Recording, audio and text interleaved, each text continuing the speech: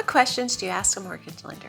When it comes time to buy a home, one of the first things you need to do is reach out to a lender to know how much home you can afford. How do you know which lender to reach out to? What questions should you ask them? Those are the questions I'll help answer today.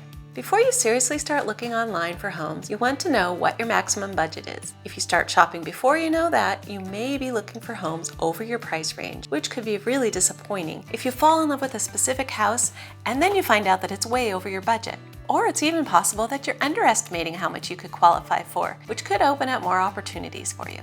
So what lender or lenders do you contact? There are so many out there. How do you choose? The answer to these questions may be personal to each of you. You might have a family friend that is a lender and you already feel comfortable with them and trust them. If so, they might be the right lender for you. You might also reach out to friends, coworkers, family members, and ask who they use for their real estate transactions. That could be a good way to go. Just be sure to ask a lot of questions. Was their lender easily accessible? Did they answer the phone whenever they called? What did their realtor say about the lender? Were they easy to work with during the transaction and communicated well? Were they willing to talk with a listing agent when you made an offer about how strong you were as a buyer? Did the closing go well and on time as far as the lending went? Another option might just be to Google lenders and see what comes up. That may or may not work. Those that come up at the top of the list may not necessarily be the best. They might just be the ones that pay the most for advertising. Another option is to choose your realtor first and ask them for lender referrals. From what I've found, sellers and realtors typically prefer a local lender. If they are reviewing offers over a weekend or later in the day, a local lender may be more accessible for a phone call. Since we are on the West Coast here in the Puyallup, Tacoma, Pierce County area, if we are reviewing offers at 2 p.m. or later, we may want to reach out to a lender to get confirmation of how solid a buyer looks. If the lender is in the Midwest or the East Coast, they may not even be available at that time. It could mean the difference between you getting the offer accepted or not. Don't get me wrong, I've worked with lenders that are in different time zones and it has gone well, but there is a higher chance that they might not be available when needed. Just something to think about. I even had one transaction where the seller's agent suggested that my buyer switch to a local lender if we wanted our offer to be seriously considered against competing offers, as some of those did have local lenders. If you go to your neighborhood bank or credit union branch and they refer you to their mortgage department, you could really be working with someone in another state. So ask what hours they work and are they available on weekends if needed. I also just wanted to mention that while lenders like USAA, Navy Federal, Veterans United, and others that offer VA loans and market heavily to the military community have official sounding names, they are all private lenders and are not affiliated with the government. Many other lenders offer VA loans at competitive rates as well, including local lenders. Should you contact more than one mortgage company? Well, that's up to you. If you do, you could save money as they do all have their own programs and requirements. But it does mean you must give all your details more than once and it could take longer. You could try a mortgage broker that will shop different companies for you, but they may have additional fees as well, so be sure to ask what they charge for their service. My understanding is that when you get pre-approved by a lender, it is a hard inquiry on your credit, and it may cause a small hit to your credit score. The good news is that if you shop around with more than one lender, it should only impact your credit just once. Just be sure to do it within a short period of time. I've heard anywhere between 2 weeks and 30 days, but to be safe, I would suggest doing them all within just a few days. More good news is that the hit to your credit should only be temporary. Just keep paying your bills on time, and you should recover from the slight decrease in your credit score fairly quickly. Okay, so while you are shopping for a lender, what questions should you ask? Well, the first one is, how much home can I afford? What is my maximum budget and what should my payment be? You may qualify for more home than you really want based on what you want your monthly payment to be. You don't have to go with your maximum approved amount, but the lower your budget, the fewer options you might have. Do what is comfortable for you for your situation. When you are considering how much monthly payment you can or want to spend, make sure you ask what the payment will be, including the principal, interest, taxes, and insurance, or PITI.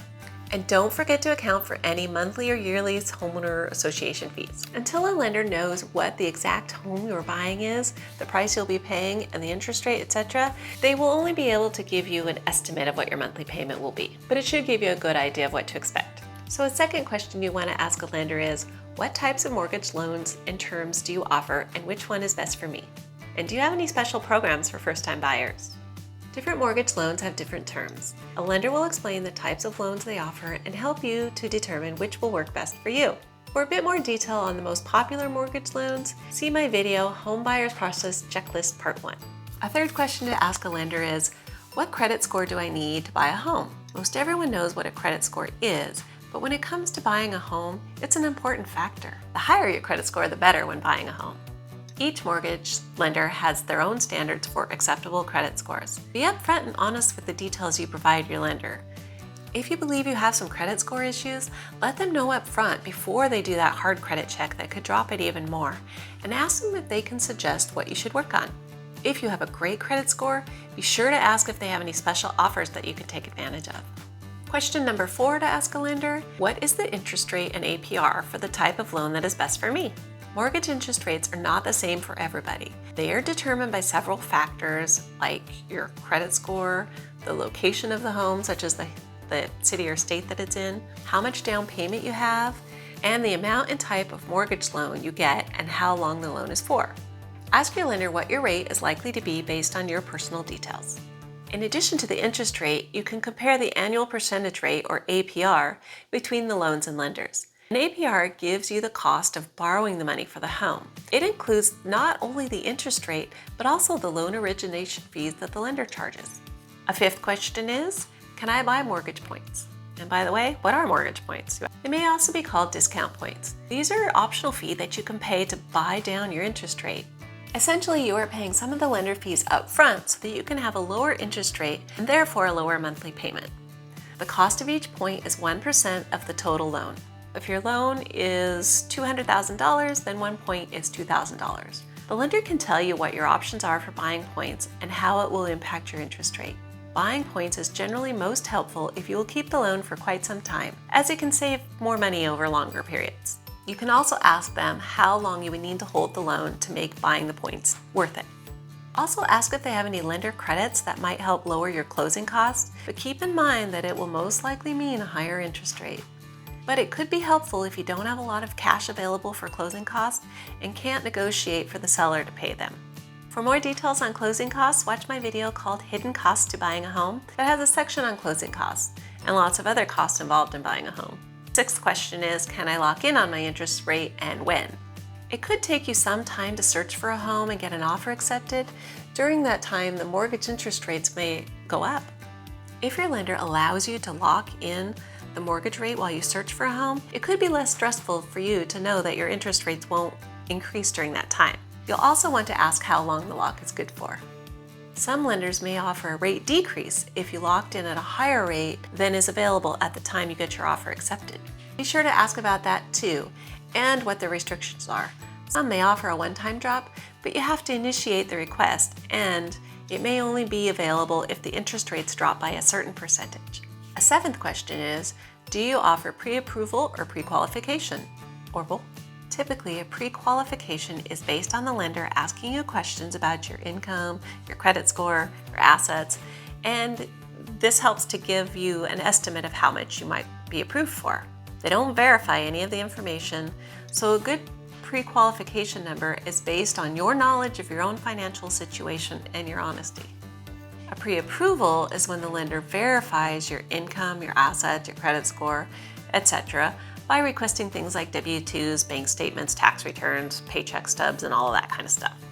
This allows the lender to have a better idea of what you would actually qualify for. If you aren't quite ready to buy a home and you just want an idea of what price range you might be looking in, or you're curious if you may need to work on some credit issues prior to buying a home, then a pre-qualification may be all you need, as it most likely won't have any impact on your current credit score. If you are ready to actually look for a home and put in an offer, you will want to be sure that you have a pre-approval. When you do put in an offer, a seller will want some confirmation that it will be beneficial to them to accept your offer and that you will be able to get the financing.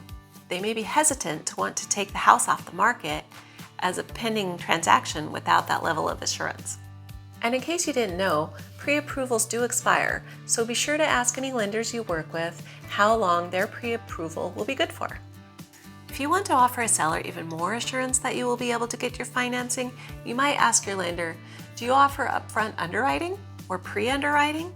If you are in a seller's market and you might be up against multiple offers, it may be beneficial to be fully underwritten before you even start shopping and making any offers. This means the lender will collect additional details from you and send it over to their underwriters for their conditional stamp of approval before you shop for homes.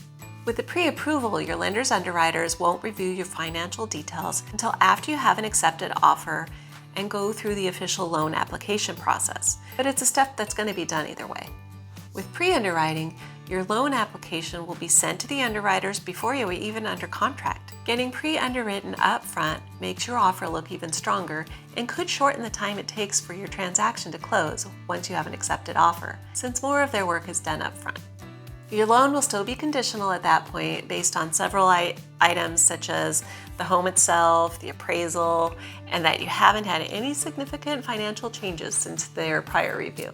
No matter whether you have a pre-approval or a truly underwritten, don't make any major purchases or financial charges until you have completed your home transaction. So don't go out and buy a brand new car or go on a super expensive vacation while you're trying to buy a house. It's important to keep your lender in the loop about any financial changes you might be thinking about making, even if you decide to pay off a credit card, as it could impact the credit score and it could mean the difference between getting the house or not. I can't say that these are all of the questions that you should ask a lender, but they will get you off to a good start, especially if you are a first-time buyer and haven't gone through the process before.